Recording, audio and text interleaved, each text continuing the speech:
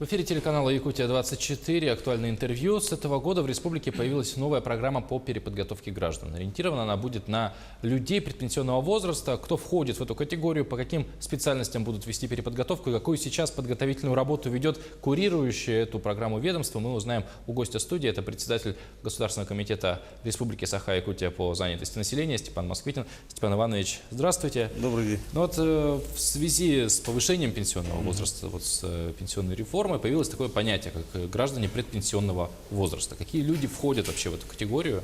Кого считать гражданами предпенсионного возраста? Ну, на самом деле, понятие это и было ранее, так, просто здесь в связи с принятием данного закона более конкретизировали, так, и по поручению президента Российской Федерации данный возраст, он составляет до 5 лет до выхода на пенсию. Да, если в Российской Федерации мужчины сегодня выходят на пенсию в 65 лет, а женщины в 60, в районах, приравненных к крайнему северу, и Якутия относится тоже, да, это на 5 лет меньше. То есть мужчины в 60 лет, женщины в 55 лет. То есть мы минусуем 5 лет, и этот возраст считается возрастом граждан предпенсионного возраста, которым определенные льготы и имеется. Да. Тут небольшое уточнение, то есть с этого же года пенсионный возраст он будет повышаться постепенно на 1 год, да. То есть от каждого вот этого показателя 5 лет отнимать. Закон в полную силу он вступит в 2028 году, так, есть переходный период, 19-20 год прибавляет, 20 год прибавляется по полгода, так, а далее идет там по году. Ну, до 28 года, то в 28 году уже полностью, значит, люди будут выходить, ну, в указанный возраст. Так. Поэтому ведется эта работа, составлена программа определенная на уровне Российской Федерации по обучению и переобучению и повышению квалификации граждан предпенсионного возраста. Сегодня такое мероприятие реализуется, республика участвует в этом. Это федеральный проект «Старшее поколение». Он реализуется в рамках майского указа президента Российской Федерации, да, 204-го. Мы включились. В этом году у нас показатель 378 человек мы должны переобучить. Так. Ну и технология как... Это вот граждане предпенсионного возраста. Да, это именно для граждан предпенсионного возраста. На федеральные деньги. Так. И республика тоже софинансирует. Но я думаю, что мы реализуем это. Ну вот немного вот последний буквально, да, момент по предыдущему вопросу именно с возрастом. Да, в этом году он на полгода повышается. Или да, на полгода. На полгода повышается. То есть сегодня, грубо говоря, мужчины выходят в 60,5 лет на пенсию, в 61 где-то вот так. То есть обращаться... Нет, если мужчины выходили, значит, 55 лет, да, так, то они вот как раз-таки полгода... Какого возраста мужчины и женщины могут сегодня уже обратиться на вот переобучение? Уже они могут обратиться вот с 64-го года рождения мужчины, они уже могут обращаться сегодня, да, и, соответственно, женщины 69-го года рождения. Ага. Ну вот, говоря про все-таки федеральные, да, вот вы затронули момент федерального финансирования программы, какие-то вот изменения в законе о занятости населения повлекло за собой вот это пенсионное повышение пенсионного возраста? Конечно, ну, внесен ряд изменений, существенных, я бы сказал, так. Вот, например, законом изменено, значит, размер выплаты пособия по безработице. Да? Он сегодняшний день составляет, например, минимально это 1500 и максимально 11 280 рублей плюс районный коэффициент. Так?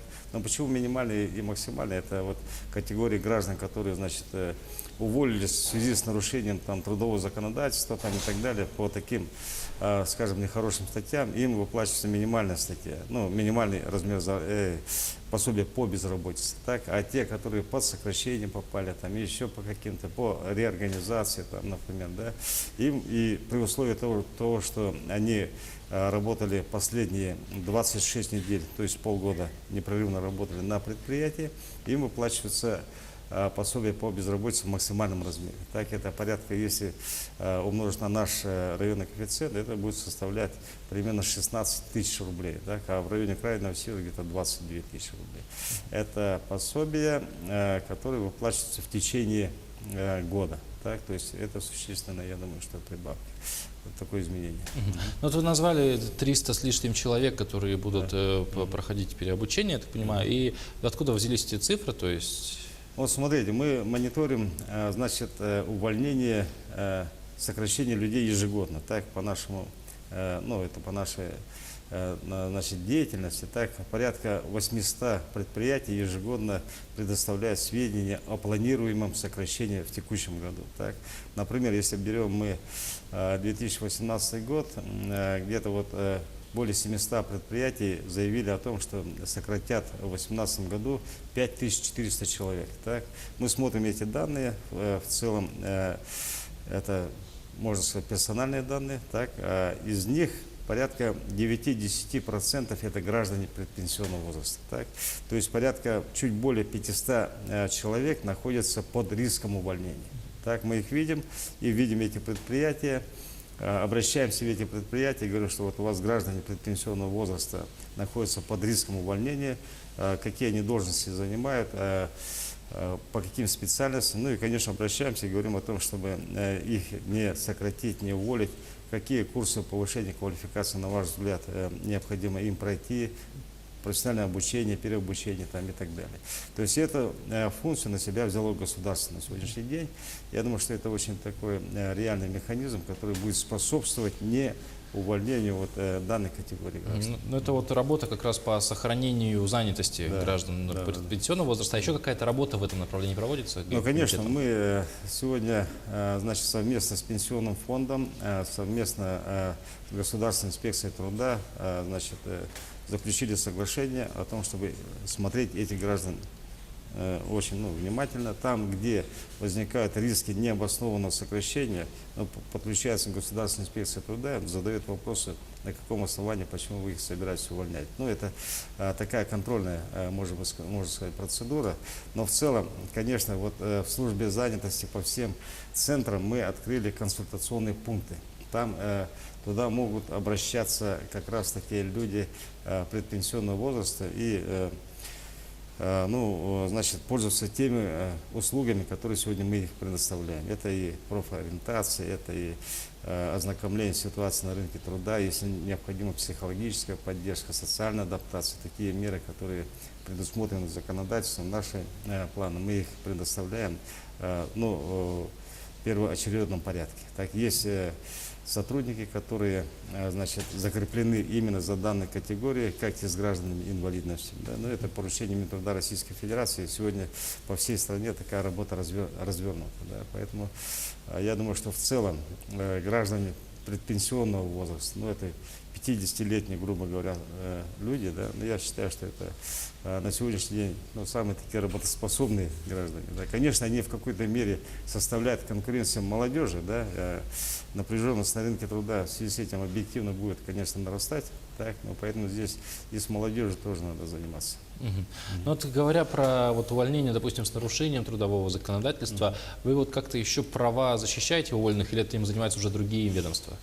Права уволенных, этим мы, конечно, не занимаемся. Так, мы занимаемся обеспечением занятости, трудовой занятости этих граждан. Так, есть, конечно, у нас и профсоюзы, которые тоже подключаются к этой теме. Так, и вот полномочия эти, конечно, относятся к Российской Федерации. У нас есть представительство Роструда, которое ведет эту работу. То есть ваша задача, грубо говоря, чтобы человек работает и продолжал работать. Или в крайнем случае просто нашел работу в другом месте. Да.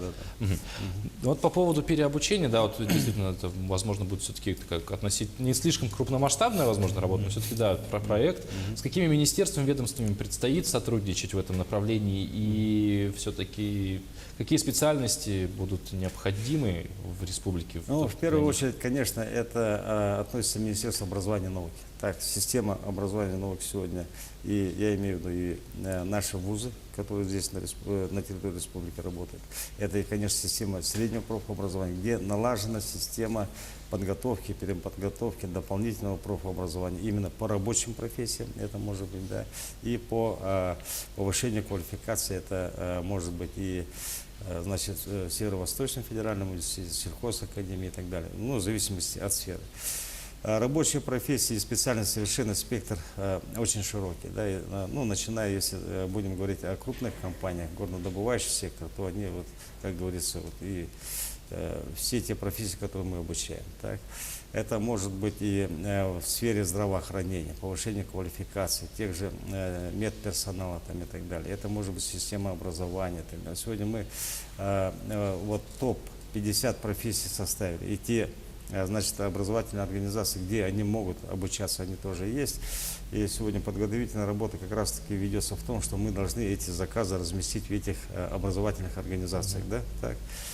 Поэтому техническое задание, ну, вся процедура, которая... То есть, чтобы они были готовы принять да, людей, да, они переобучить. были готовы, и с другой стороны они будут зарабатывать деньги, что немаловажно, да, для образовательных организаций. Поэтому эта работа будет налажена. Я думаю, что вот с первого квартала, когда все процедуры на федеральном уровне будут отрегулированы, мы эту работу уже начнем и готовы к ней.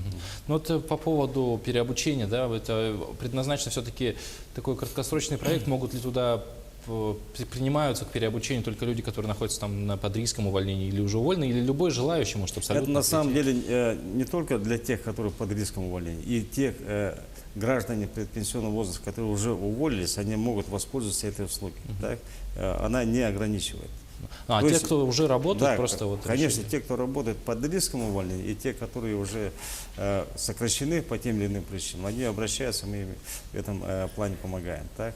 А в целом по переподготовке, я говорю, это для лиц предпенсионного возраста, а в целом по обучению взрослого населения, там цифры гораздо больше, конечно, гораздо больше. Ну, это по поводу этой программы, я так понимаю, нужно обращаться в центры занятости. Да, да.